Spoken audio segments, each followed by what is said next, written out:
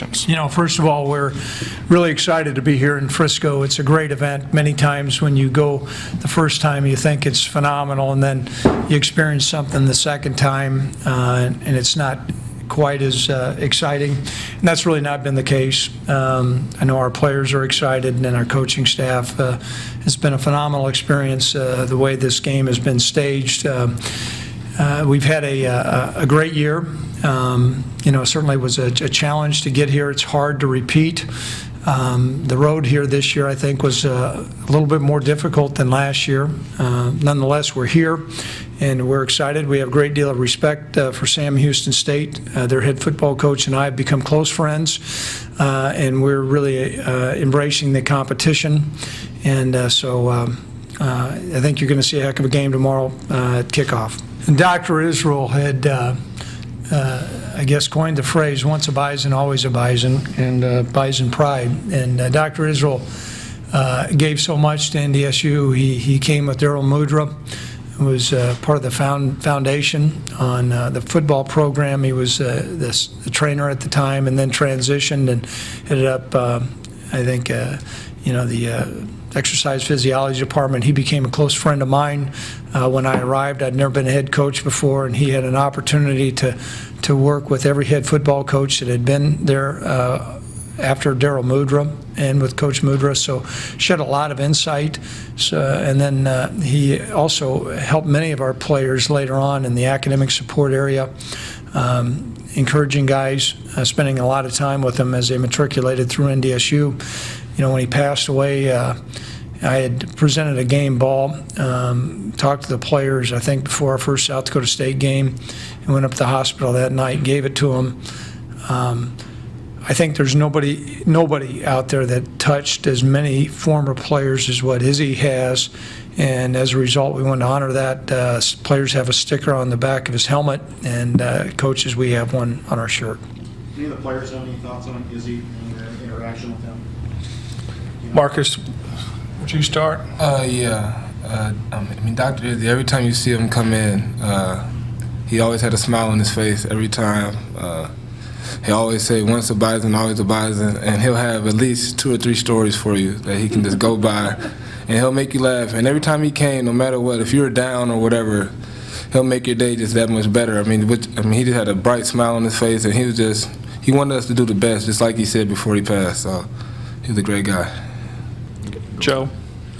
Just learn to live with it, I guess. No, but it really doesn't matter if you're a senior, a fifth-year guy like me and Brunar, or you know, first-year starter like Zach Johnson on the O-line.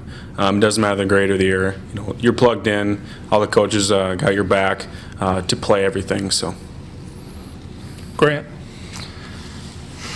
I don't know about legacy. We still got a little bit of football to play. But I do know that both the recruiting class I came in with and then Garrett and Marcus's recruiting class are a very close group of guys. Joe, along with the older guys, when we first got here, were very demanding of us, and they pushed us very hard. But through that, we've grown a lot as men, and they were then able to accept us, and that was something that allowed us to win the championship last year. And I think that's one of the reasons this team is so close and we've come as far as we have. We're a very close group of men. We care a lot about each other, and we work hard for each other, and we play for each other. We talked about it a little bit before the beginning of the year.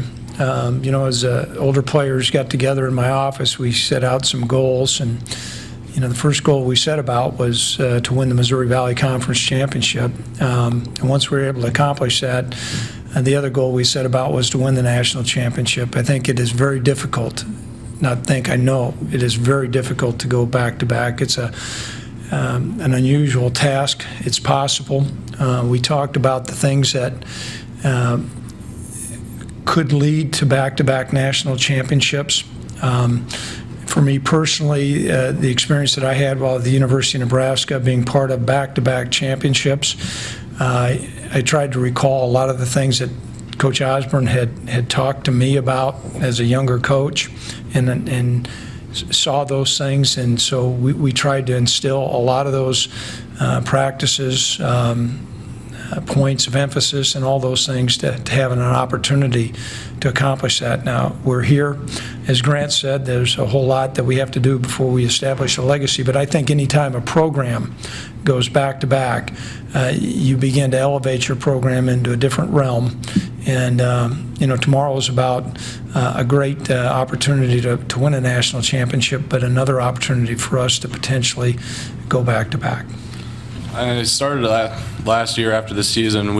Like Coach Bull discussed there, we talked about possibly going back to back, and we knew we had the talent to do it. But the thing is, like coaches, they talked to us about, was there going to be a lack of motivation? Would there be a drop off from the year before? We had 1 week off, and we were right back to work. And ever since then, we've got one close group of guys, and we haven't let off the gas yet. So we got one more game to finish out strong. Well, I think it's a very rare opportunity, first off. There's not too many times you get to come and play in a national championship. So I know as a team, we're very thankful for that.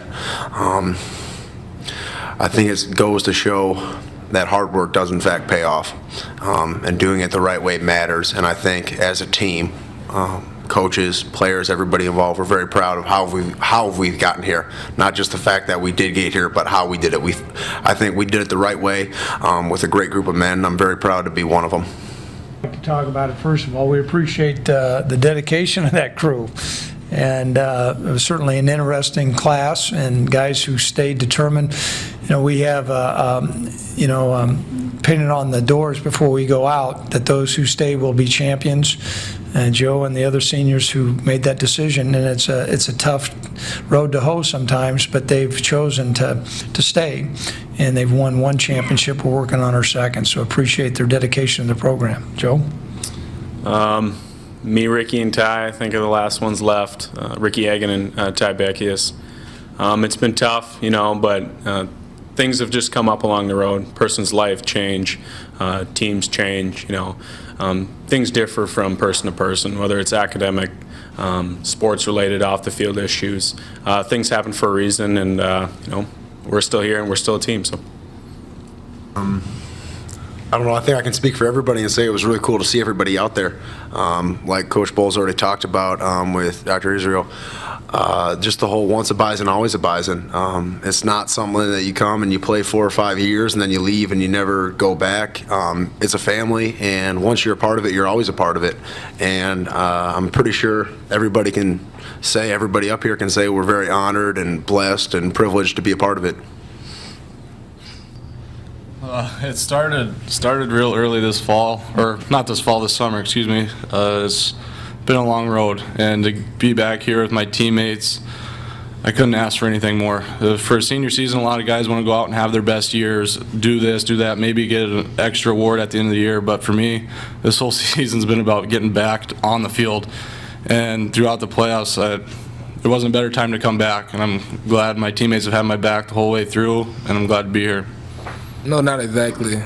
Last year, this night, you really didn't know what to expect because it's my first national championship game going in, so I tried to stay just as calm as I can because, a lot of things are going to your mind, like don't mess up on this play, don't go back on that play, make sure you have your fits right and everything. So, tonight we're going to watch film, and I'm just going to try to relax my mind and just get ready for the game as good as I can.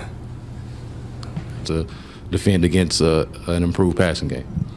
I really didn't hear much about what they've switched or changed, but I know their quarterback, number 11, has improved a lot since last year in the passing game. And it's always a challenge every week. I pride myself on guarding the best receiver, and I'm going to guard number 18, number 6, and those guys. So, it's going to be a fun deal come tomorrow, and I'm ready for it. I can't wait. Okay, also in the back here. Jamal Spencer, Valor, any point during the season when you looked up and thought you won't be able to get here? Grant, start.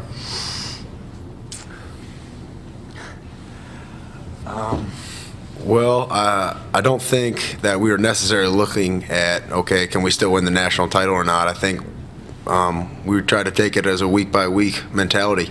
And I know that started with Coach Bull and the leadership that he set for us, and I think these other captains here, Garrett and Joe and Marcus and the other guys on the team did a phenomenal job of truly believing in that and working with that mentality. For me, Coach Fuchs every week, start off the week, that this would be our best opponent, whoever we'd play. We'd always get the best shot from conference people, South Dakota State, Illinois State, Southern Illinois. They're going to give us everything. So he always reiterated the next biggest game is the next game. We don't really look past anybody. Why would we? We only got one guaranteed game, and that's tomorrow. So